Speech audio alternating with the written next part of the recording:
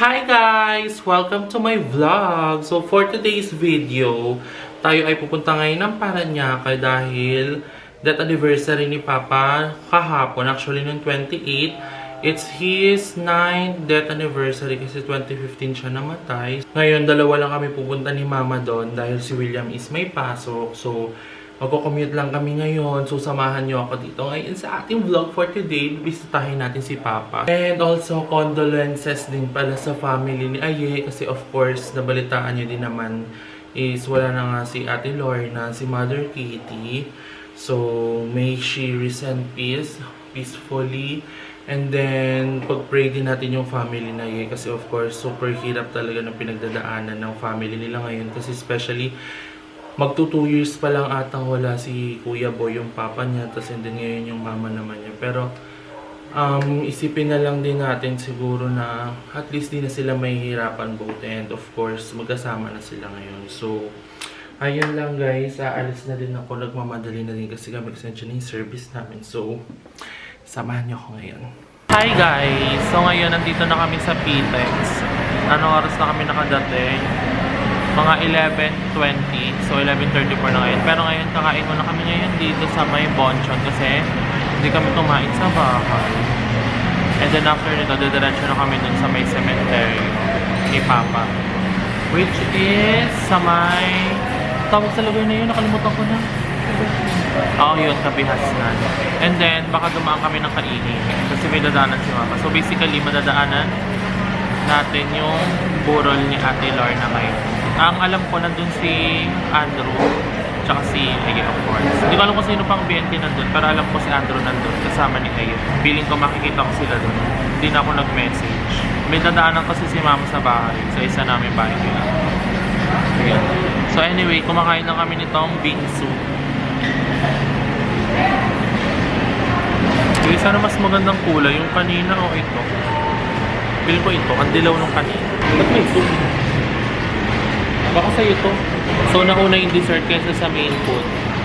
First time ko lang matikman to. Trending kasi itong bingsu.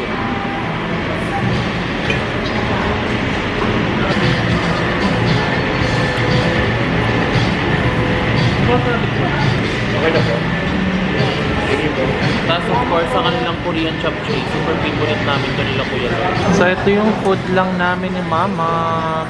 Wala muna si William dahil may pasok. Tapunan mo.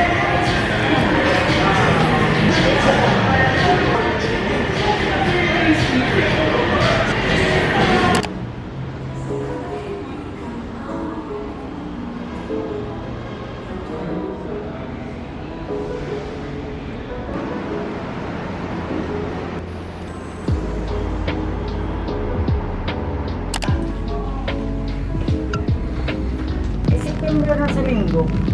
Bakit nga? Yun doon ang kinakabahan ako. Bye-bye pa! So ngayon papunta na kaming Kaingi. Nandito na kami actually, malapit na. And look guys, yung dating duty free. Hindi ko alam kung nakakita nyo na to uli. Pero sobrang laki na ng changes. Nakapunta ako dito nakaraan pero hindi ako nag-vlog. So ayan, wala na siya. Puro bubong. Giniba na siya. At ang classic na airplane na tunog. Dinala ko yung mga kaibigan ko dito. First time makarinig ng aeroplano. Eksena nila. Na yung ito dati Santos to. Ayan, wala na din. Dito kayo. Kuya, doon pa kami sa unan onte. Unahan pa. So nandito na kami sa Kaingin. Sa ano kami sa... Sana nandyan sila Aye para mabisita ko din siya. Bandang Tagaytay. Pero hindi ko alam kung makakakuha ko ng clips doon or makakapag-vlog ko kasi syempre hindi naman para i-vlog na yun. Pero we'll see. Update ko na lang kayo. Sana tayo. Dito na lang po. Sagot lang ako. Dito lang ako. Ayan! Ganito na siya! Tapos ito yung Allegro dati. Ito yung landmark namin. Tapos ito yung simbahan nung nawala si Kuya Lloyd. Diyan pinadala lahat ng mga padalang flowers. Hi! Tawid na tayo. Ganun pa din naman, madami pa ding nadaan dito. Wala nang magbabago dyan. Dito ka! Pasukan muna. So dito yung bahay namin dati. Wala na yung screen. Buti di ka nakagat ng aso. So ito, nagre-rento sa amin guys. Tapos nagbebenta din siya ng bentelog. Tapos ito yung iglesia. Ito yung nagbebenta sa amin dati. Tapos ito bahay nila Aye. And dun do sa daycare nakaburol si Ate Lorna. Hi Be! Hi ka! Taga saan ka? Taga doon ka? Hindi ko na siya kilala guys. Bagong bata na to dito. Baka kagatin ka Be ha? Ay! Si Ganda! Hi Tebe! Masyan! Si mama kasi nandito. Si mama mo? Ang liit mo pa din. So look guys, clean nose na yung part na to. Ayan, ito kalati Sandy to guys. Kaso pinuntahan ko siya, wala siya. Sa trabaho daw. So may butas dito. So look nyo. Ayan na guys, hinahukay na siya. Nilalagyan na siya ng mga kineso kinembaral. Ayan no. Wala na talaga ang kaingin va. Ito yung dulo. Pala yun, nakala ko si ano, ayaman. Ay, ginawa ko. Sa Ate Sandy, tagal na namin din nakikita. Kailan kasi kami magkamayaman din. Sana kahit 1/4 lang sa inyo, me. Wala. Pareha-pareha tayong kaimtang. It's a tie. Kalagayan. It's a tie. Walang pagbabago. So dito nakaburol si Ate Lorna sa daycare. Alam niyo naman yan. Yung Sun City Teacher Linda dati. Kaso syempre hindi na paripakta sa inyo. Sila Iye pala. Nandun kala Jeko nag-i-stay. Kasama si Andrew. Tatlo sila. Kaso lang tulog daw. So kakatulog lang daw literal. So sayang. Hindi kami magkikita. Pero for sure masasabi naman ni Archie yun na pumunta kami dito ni Mama. Ang cute! Super cute mo. Ang cute-cute mo. Sana hindi ka pa magbago. Charing. Hi guys! So, nakauwi na kami. Actually, kanina pang alas 5. Sakto. And 7:46 na. Nakatulog ako sa sobrang pagod sa biyahe ba. Mas matagal pa yung biyahe. Umuulan pa kanina. So anyway, ngayon, nagising ako dahil napakaingay ng mga tropa ni Mama. Grabe magtawanan ba? Parang mga bata. So ngayon, nagluto siya ng... Ano niluto mo? Fritada. Chicken afritada. Akala ko adobo na naman. Hindi para mapurga sa toyo at suka. So anyway, kakain lang tayo ngayon very light. Actually, kakatas ko lang mag-poop.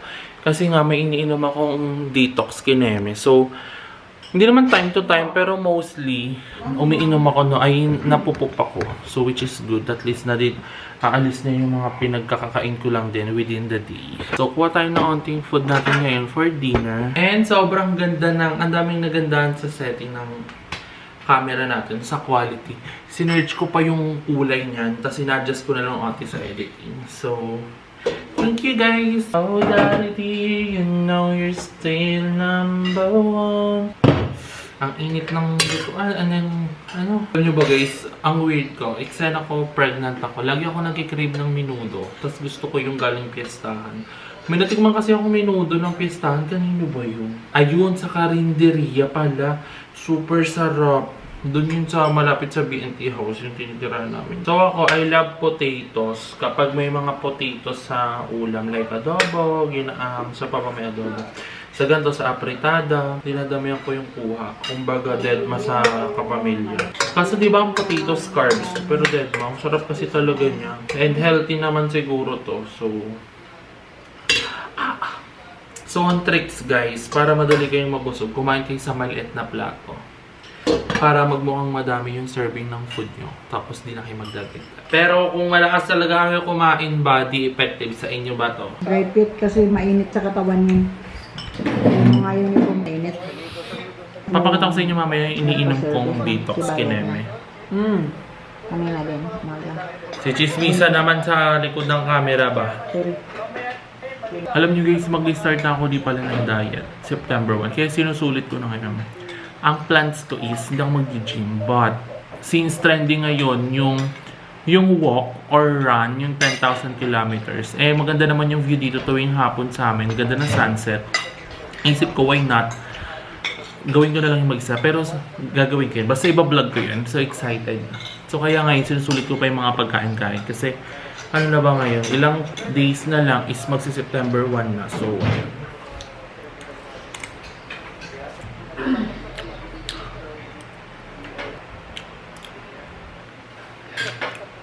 So, maasim. Hindi eh. Saan mo yun? Ganyan talaga yung tomato sauce. Tomato paste nilagay mo na. Dalawa. Dalawa? Dalawang tomato paste? Hmm.